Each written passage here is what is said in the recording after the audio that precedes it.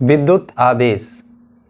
अब से लगभग 2500 वर्ष पहले एक प्रसिद्ध यूनानी दार्शनिक थेल्स ने देखा कि जब अंबर नामक पदार्थ, जो कि पेड़ की छाल से निकलने वाला एक प्रकार का गोंद होता है, को ऊन से रगड़ा जाता है तो उसमें हल्की वस्तुओं जैसे कागज़ के टुकड़े, तिनके इत्यादि को अपनी ओर आकर्षित करने का गुण आ जाता है।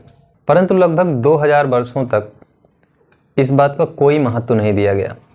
सन 1600 में इंग्लैंड के वैज्ञानिक गिलबर्ट ने अपने प्रयोगों द्वारा पता लगाया कि अंबर की भांति अनेक पदार्थ जैसे कांच, आबनूस, सल्फर, लाख इत्यादि भी रगड़े जाने पर यानी रब करने पर एक दूसरे को अपनी ओर आकर्षित करते हैं। स्पष्ट है कि इन पदार्थों में वह गुण रगड़ने के कारण आया है, अर्थात घर्षण द्वारा उत्पन्न हुआ है, यानी जब वस्तुओं को हम आपस में रगड़े हैं। इस गुण के प्राप्त कर लेने पर पदार्थ विद्युतमय कहलाता है तथा वह कारण जिससे कि उसमें यह गुण उत्पन्न होता है विद्युत कहलाता है। किसी पदार्थ के विद्युतमय हो जाने पर कहा जाता है कि पदार्थ ने आवेश ग्रहण कर लिया। अतः विद्युतमय पदार्थ को आवेशित पदार्थ भी कहते हैं। अब चलिए हम बात करते हैं। आवेश दो तरह के होते हैं, धन तथा ऋण आवेश।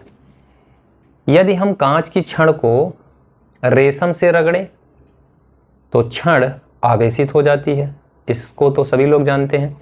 इस प्रकार आबनूस की छड़ बिल्ली की खाल से रगड़े जाने पर वह भी आवेशित हो जाती है, परंतु इन दोनों छड़ों के आवेश एक दूसरे से भिन्न प्रकार के होते हैं। यदि हम कांच की छड़ को रेशम से रगड़कर एक डोरे से लटका दें तथा दूसरी ओर कांच की एक छड़ को रेशम से रगड़कर पहले छड़ के पास लाएं तो लटकी हुई छड़ दूर हट जाती है।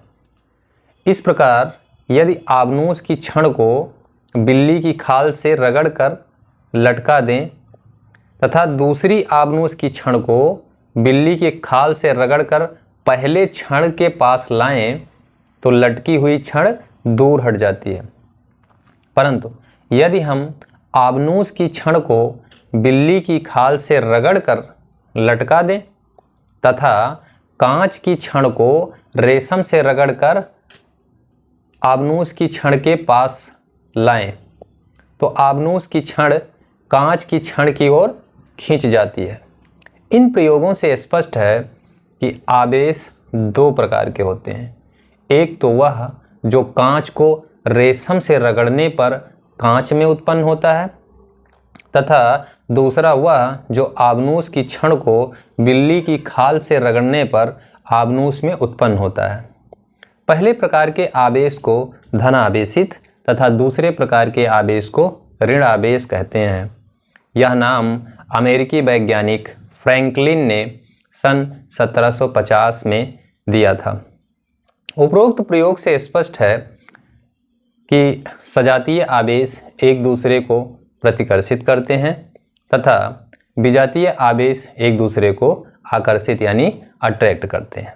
प्यारे बच्चों, ये हमने डिस्कशन किया आवेश और उसके प्रकार के विषय में। आवेश कैसे उत्पन्न हुआ और आवेश के कितने प्रकार होते हैं और वो कैसे खोजे गए। ठीक, अब आगे का जो है आप वर्ष 2024 में क्लास 12 में पहुंच गए होंगे, इसकी शुभकामनाएं आपको।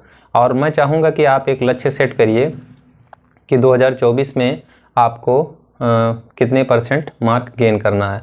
उसमें रही बात फिजिक्स की, तो फिजिक्स हम पूरा का पूरा क्लास 12 का फिजिक्स और उसके जो न्यूमेरिकल हैं कॉन्सेप्ट और विथ प्रैक्टिकल 2024 में हम लोग शुरू करने वाले हैं और पूरा उसको एंड तक पहुंचाएंगे।